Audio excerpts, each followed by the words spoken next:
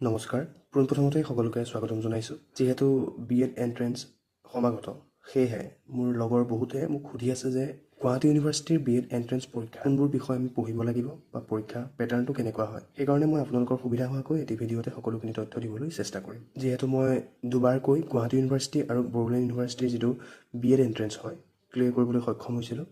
সেয়েহে মোৰ এক্সপিৰিয়েঞ্চৰ ফালৰ পৰা আপোনালোকক মই যিখিনি জানো সেইখিনি ক'বলৈ চেষ্টা কৰিম আমি সিলেবাস সম্পৰ্কে জনাৰ আগত এটা কথা জানিব লাগিব কোনসকল লোকেনো বিএড এন্ট্ৰেন্সটো দিব পাৰে যিসকল লোকে মিনিমাম বিএ বিএছচি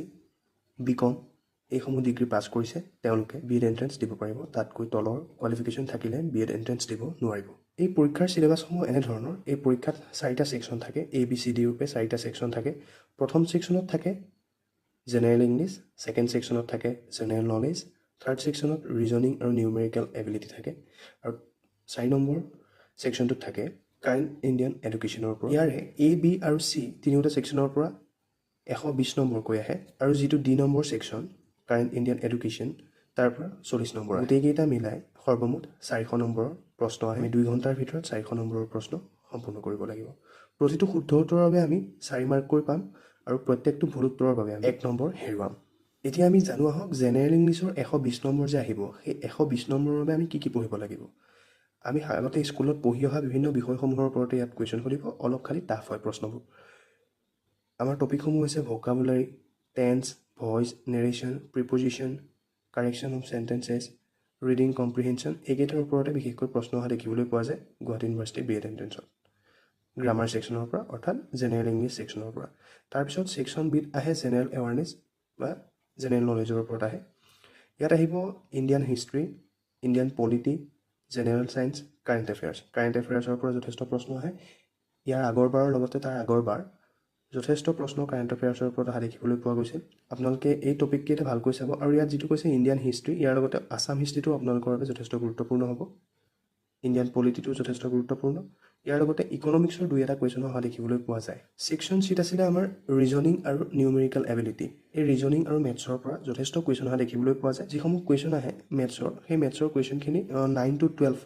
এই লেভেলৰ প্ৰশ্নসমূহ অহা দেখিবলৈ পোৱা যায় যিসকলৰ অকণমান মেথছত ভাল তেওঁলোকৰ বাবে সেইটো এটা প্লাছ পইণ্ট হয় কাৰণ যথেষ্ট মেথছ অহা দেখিবলৈ পোৱা যায় ইয়াৰ ৰিজনিঙৰ ভিতৰত আহে আমাৰ এজ প্ৰব্লেম কোডিং ডিকোডিং আহে নাম্বাৰ চিৰিজ আহে এনালজি আহে ডাইৰেকশ্যনৰ আমাৰ যিসমূহ ৰিজনিং আছে সেইসমূহ আহে ব্লাড ৰিলেশ্যন যথেষ্ট পৰিমাণে অহা দেখিবলৈ পোৱা যায় টাইম এণ্ড ৱৰ্কৰ ওপৰত ৰিজনিঙৰ কুৱেশ্যন আহে ৰেচিঅ' এণ্ড প্ৰপৰ্শ্যনৰ ওপৰত আহে মেনচুৰেশ্যনৰ ওপৰত আহে LCM HCFৰ ওপৰত আহে পাৰ্চেণ্টেজৰ ওপৰত প্ৰশ্ন আহে এভাৰেজৰ ওপৰত আহে প্ৰফিট এণ্ড লছৰ ওপৰত আহে ইত্যাদি যিসমূহ আমাৰ অতি গুৰুত্বপূৰ্ণ টপিক সেই টপিকসমূহৰ ওপৰতে আমাৰ প্ৰশ্ন অহা দেখিবলৈ পোৱা যায় বিশেষকৈ গণিত আৰু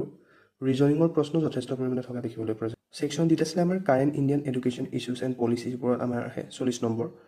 ইয়াত আমি পঢ়িব লাগিব national policy on education universalization of elementary education right to এডুকেশ্যনৰ ওপৰত আমি পঢ়িব লাগিব বিশেষকৈ article 21A right to education এইটো প্ৰত্যেক বছৰে এটা কমন কুৱেশ্যন বুলি আমি ক'ব পাৰোঁ সৰ্বশিক্ষা অভিযানৰ ওপৰত আমাৰ কুৱেশ্যন আহে ছেকেণ্ডেৰী এডুকেশ্যনৰ ওপৰত আমাৰ কুৱেশ্যন আহে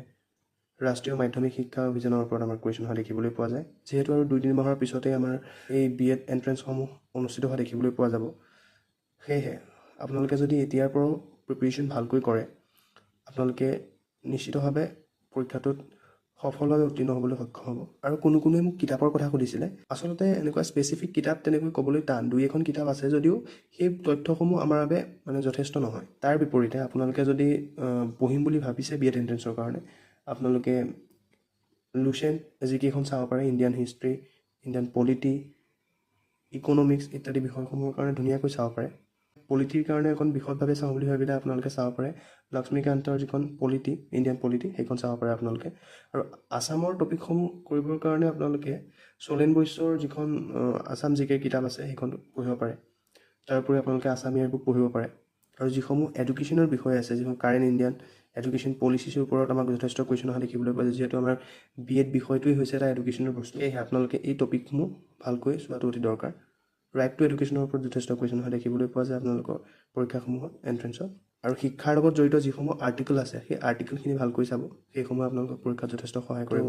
আশা কৰিছোঁ সকলোৱে পৰীক্ষাৰ পেটাৰ্ণ সম্পৰ্কে গম পাইছেই ভালকৈ পঢ়া শুনা কৰি থাকক সকলোৰে পৰীক্ষা ভাল হ'ব বুলি মই আশা কৰিছোঁ ধন্যবাদ